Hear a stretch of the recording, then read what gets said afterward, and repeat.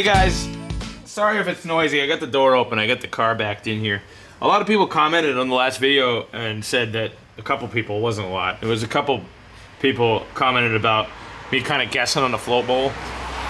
And I drove the car the other day. It's definitely not right. So they are correct that these do need to be adjusted correctly.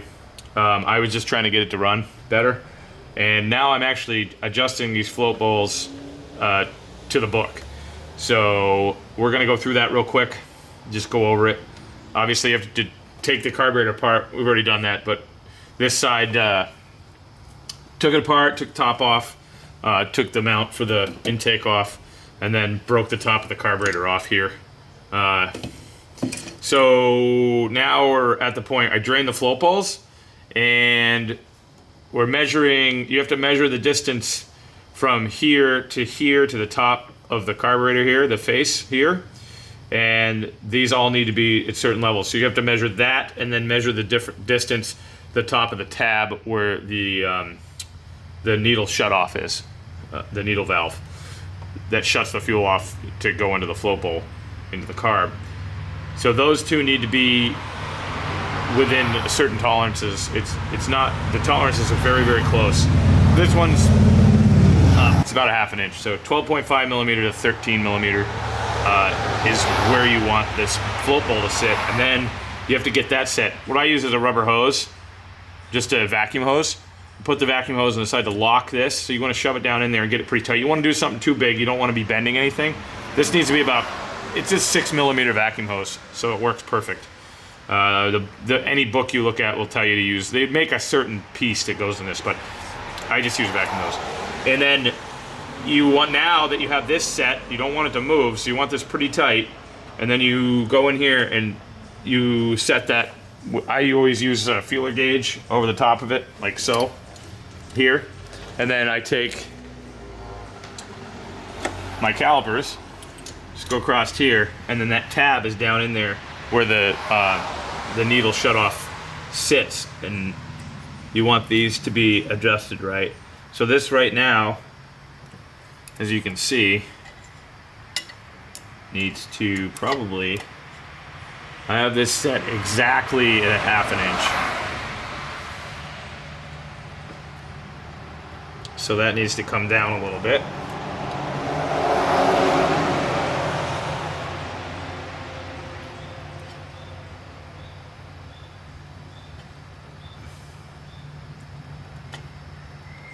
I just lock the calipers.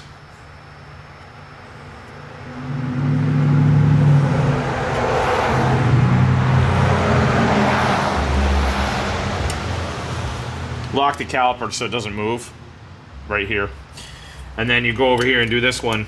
This one's a little farther down. I think this is 0.7 and change here, so you gotta unlock this and then mark it where you need it to be, and you want this one to be a little more accurate. Yeah, 0.709, which is 18 millimeter. Most likely they did this in millimeter because it is a German car. So you want to get this right at 0.79, which is going to be right, whoop, there, lock it. Use this end here. Take the feeler gauge, and again, compensate for the feeler gauge. You want to use one that's thick enough that doesn't bend when you push pressure on it. If you use a really thin one, it's not going to be very accurate. So I used 0.02. So now you want to take that out of here so that you can make the difference. So now I'm going to take that out of there.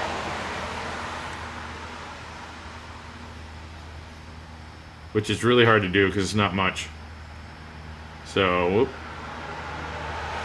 Probably right about there. I have a digital gauge, but it's at my house, so can't use it.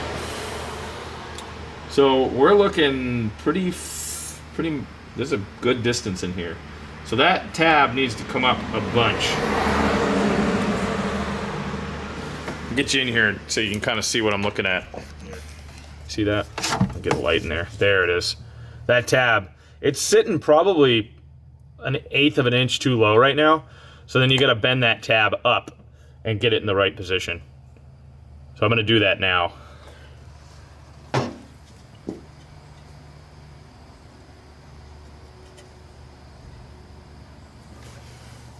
You try to do this without the carb moving, but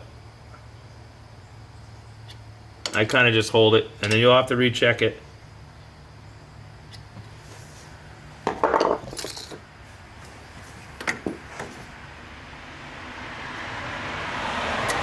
Yeah, see, this has got to come up a bunch.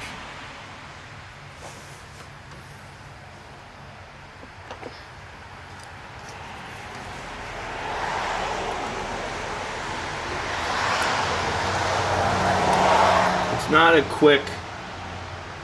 Still gotta come up a bunch. This isn't quick. You gotta have some patience for this.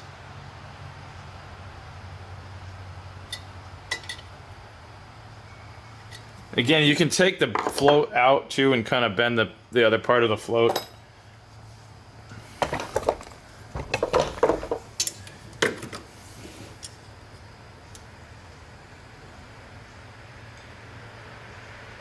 We're getting there. We're really close.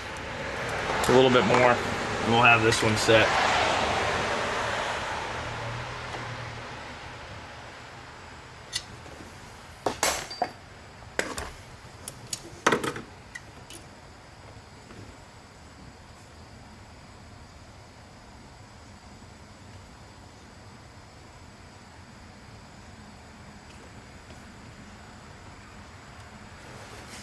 Tiny bit more. It's a lot. It was way off.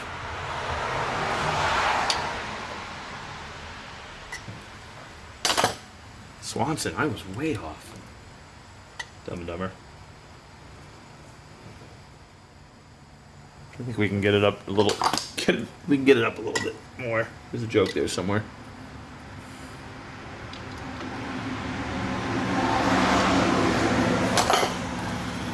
Then we'll have to recheck.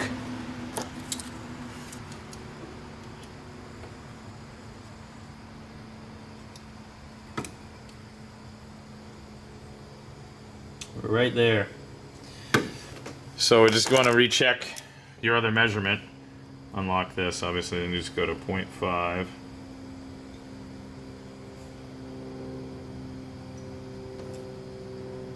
There's a tolerance. It's like 0.94 to 0.514. And again, you want to check this again to make sure. I could probably come down just a touch. And again, back to the other one.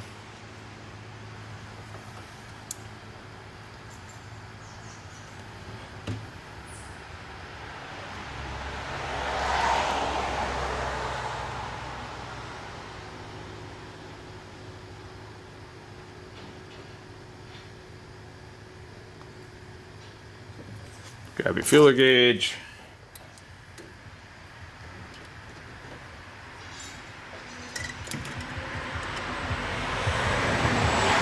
Look like we're about perfect on that, so that's right where you want it. And then you go and do the next one. I did order a new float for this one here because that one's kind of crushed. This one I don't really know what happened to it. It's right here. If you look at it, looks like it got stepped on or chewed on or I don't know what happened to it. It doesn't have any leaks. I checked it for leaks. But again, now the volume of this float is different, so the height may have to come up a little bit. And it's also twisted. You see it's kind of twisted off to the side. I did order a new one. It's not here yet. I was hoping it would be here. And I want to drive this car home tonight, and I want it to run good. So I'm working on this tonight. So we'll do the next one. Rinse and repeat. And we'll check these too. It doesn't make sense to do a video on all of them. But it should run a lot better. I was having a fuel issue in number 6 still. It was at idle, it wasn't getting any fuel, and then as soon as I accelerated, it was starting to get fuel. So I should have adjusted these when I had it apart the first time. But I was just trying to get it to run. So just wanted to do an update on that. And so I know there's a lot of questions about it. And that's how you do it. It's a lot of back and forth, back and forth, back and forth, just to make sure it's right. So we'll do this one next.